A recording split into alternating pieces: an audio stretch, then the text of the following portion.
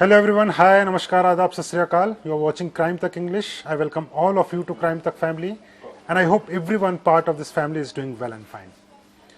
Today I am going to tell you a very interesting story. It's about a robbery, but a robbery of $1. You might have heard that there are robberies in which there will be people with arms and ammunition and then they will go and rob a bank. But here I am talking about a bank robbery which was only for $1. Though this might sound shocking to you, but this actually happened in US, in America. So without wasting any time, let me tell you what the story is. This story is about a man who was 59-year-old in 2011. Now what happened, the name of the man is Richard. So what happened with Richard, that he was working with Coca-Cola as a driver, as a truck driver. So he was working there for almost 17 years. But suddenly in 2008, he lost his job.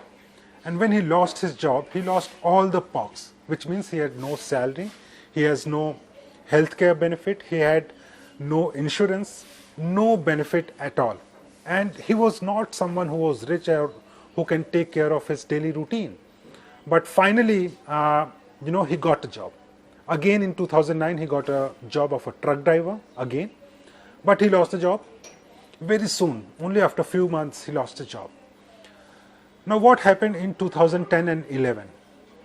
In 2010-11, he developed some health issues, and the health issues were regarding his chest, regarding his bones, arthritis, and it became very difficult for him to get medicines or see a doctor because in US or in Western countries, what the system is that you have to go to a government hospital and you have a healthcare card with you.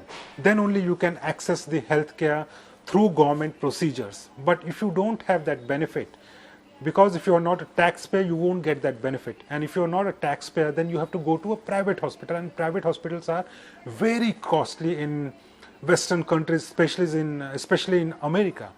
So again, Richard was stuck, and at that point of time, he was almost 58-year-old. He had no option. He asked his friends to help him, but no one had that much of money that they can give to Richard and he can be taken care by a good doctor. So nothing was happening. And here comes the true story and the actual story. Now Richard came up with a plan of robbery. But this robbery was to achieve what he wanted, but not for money. And this is the interesting part. So he decided to go to a bank and rob the bank. It was the RBS bank. And he went to the bank on June 9, 2011. On that day, he went inside the bank. He approached a female staff of the bank and he handed over a letter. The letter said, "I am here to rob your bank, give me $1. This is what the threat letter was, and he handed over the letter. Later on, he whispered into the ears of that female staffer that I am having a gun, I'll go sit quietly on that chair in the corner, but hand me $1. He went there peacefully. He was sitting in the corner of the bank. Now, at the very same time, he had sent another letter to a newspaper. And this letter to a newspaper was basically to inform the media that by the time they will read this letter, a bank will be robbed for $1. And he also said in that letter that I am of a sound mind. I am not someone who is mad or mentally disturbed. I am of a sound mind, but I am in a dire need of something, and that is why I am robbing this bank. And by the time you will read, I would have robbed this bank. Now the intention of Richard was that either the staffer or the person from the media company, they will inform the police that this person is robbing a bank and police should go and arrest. And that is what his intention was, and exactly this is what happened. So soon, when he was sitting in the corner of bank, soon the police arrived. He was asked, he accepted that yes, I was robbing the bank. There was a witness statement and he was arrested. When he was arrested, then he was taken before the court, he was interrogated, and later he was sent to a jail.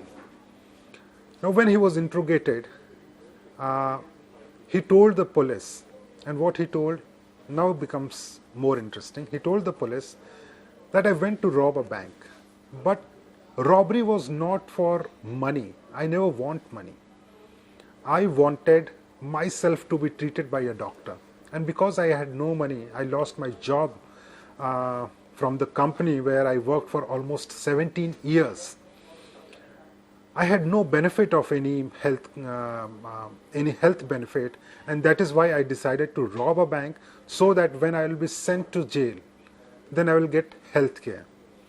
Now the policeman asked him that what health issues you have. Then he opened his shirt and he started showing his chest. There were 2 lumps, at his chest. Then he showed that he also has arthritis. There were 3-4 medical conditions, and it would have taken tremendous amount of efforts to earn that much of money to go and see a doctor at a private hospital. He could have only given treatment by a government doctor, but because he had no healthcare benefit by the government, that option was not available to him, and that is why he went to rob a bank with an intention that he will be arrested by the police and sent to jail, and he will get a free treatment.